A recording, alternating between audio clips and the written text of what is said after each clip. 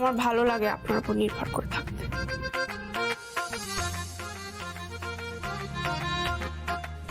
এই জোনাকি বিশ্বাসের তো কেউ ছিল না, না ছিল কোনো বন্ধু, না ছিল কোনো ভরসার মানুষ, না ছিল কোনো ভালোবাসার মানুষ।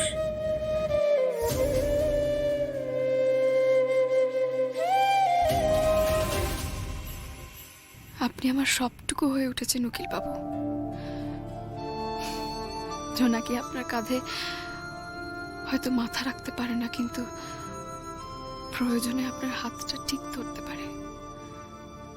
আপনি ভরসা আর বিশ্বাসের শক্ত দুটো হাত বাড়িয়ে দিয়েছেন আমার দিকে। এতটুকু এইটা আমি কখনো হারাতে পারবো না। আমি ঠিক জানি যে যাই বিপদ আসুক না কেন, আপনি পাশে থেকে ঠিক পার করিয়ে দেবেন আমায়। কখনো আমাকে অবিশ্বাস করবেন না।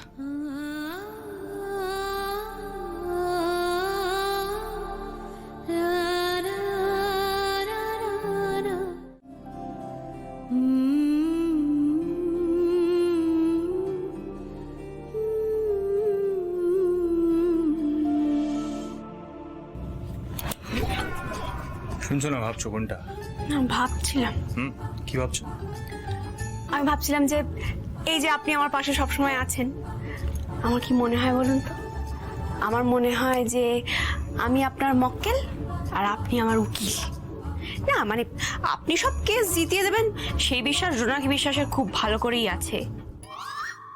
ওমা, না না, আপনি আবার ভাববেন না যে আমি আপনাকে কোনো ফিস দেবো না। আমি আপনাকে সব ফিস দেবো, সব মিটিয়ে দেবো। হ্যাঁ, শুধু পরীক্ষাটা পাশ করে একবার উকিলটা হয়ে যেতে হবে, তাহলেই হয়ে যাবে। সব হবে। আপাতত আমার মনে হয় একটু ডিনারটা হওয়া উচিত, পেটটা খালি নয় তোমার। না না, আমি এক্ষুনি ফ্রেশ হয়ে দিচ্ছি, আমি এক্ষুনি যাচ্ছি।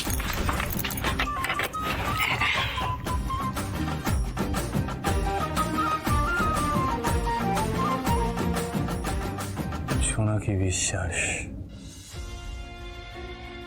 আমি চাই তুমি নিজের পায়ে দাঁড়াও, নিজের কেসগুলো নিজেই লড়ো, সেলফ ডিপেন্ডেন্ট হও, আত্মবিশ্বাসী।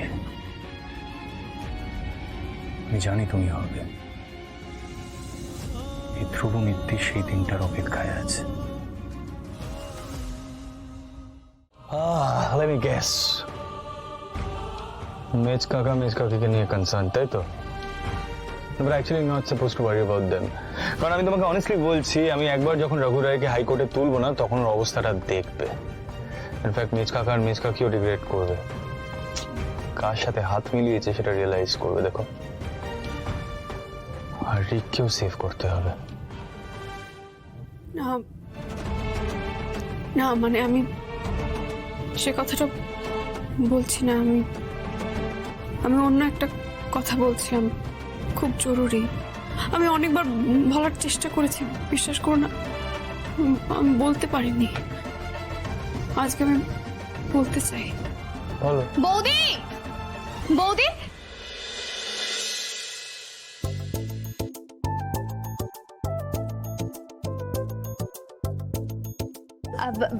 ভাইয়া বলছি, শোন না, তুই সামনে আছিস বলেই আমি তোকে বলছি, আমি কি জোনাকিকে বৌদি বলে ডাকতে পারি না? মানে তোর কোনো প্রবলেম নেই তো?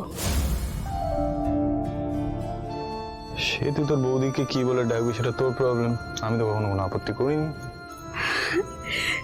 দিদি এটা দিয়ে ভালো করে যেটা দিবি ভালো করে দিবি, হাফ হার্টেডলি কিছু করবি। দিচ্ছি তো, দে ভালো করে।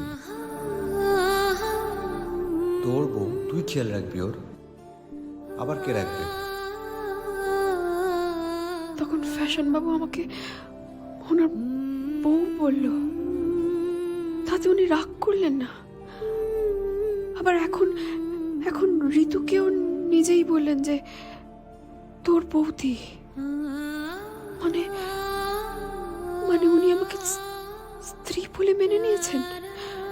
হ্যাঁ, হে পরিবারের একজন বলে মেনে নিয়েছেন আমাকে। মা চণ্ডী, এতদিনে কি তাহলে আমি এই মিত্তির বাড়ির একজন হয়ে উঠলাম? কি সংকটে পড়লাম আমি মা চণ্ডী। এই সম্পর্কগুলোর লোভ আমি কি করে ছাড়বো? বেশি তাড়াহুড়ো করতে গিয়ে হুট করে কোনো ভুল করে বসিস না, তাতে কিন্তু তুই সব খোয়াবি। যে জোনাকি বিশ্বাস সারা জীবন শুধু সম্পর্কের ছায়া আর ভালোবাসার ওম খুঁজে বেরিয়েছে, আজ তাকে সব দিয়েও তুমি এই কি দ্বিধায় ফেললে বলো তো? না না, আজ নয়তো কাল আমাকে মায়ের কথাটা বলতেই হবে।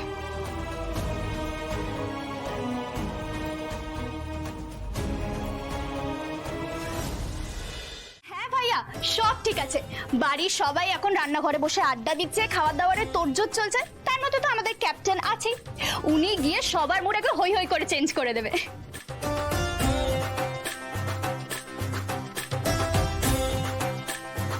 জোনাকি দেখছি আস্তে আস্তে বাড়ির সবাইকে কাছে টেনে নিচ্ছে। সবসময় অন্যের কথা ভাবে আগে, আর শেষে নিজের কথা। কাল তো নতুন বছরের শুরু, আর আজই আমার সাথে এত ভালো ভালো সব হচ্ছে মা চণ্ডী। এতদিনে কি তুমি তাহলে জোনাকির দুঃখের দিন ঘোচালে? এবার কি এই জোনাকি বিশ্বাস একটু সুখের মুখ দেখবে? এই যে ভাইয়া, আমি বৌদিকে নিয়ে চললাম, ঠিক আছে? বৌদি বলছি চলো চলো চলো, তাড়াতাড়ি চলো, দেরি হয়ে যাচ্ছে, সবাই ডাকছে তো তোমার।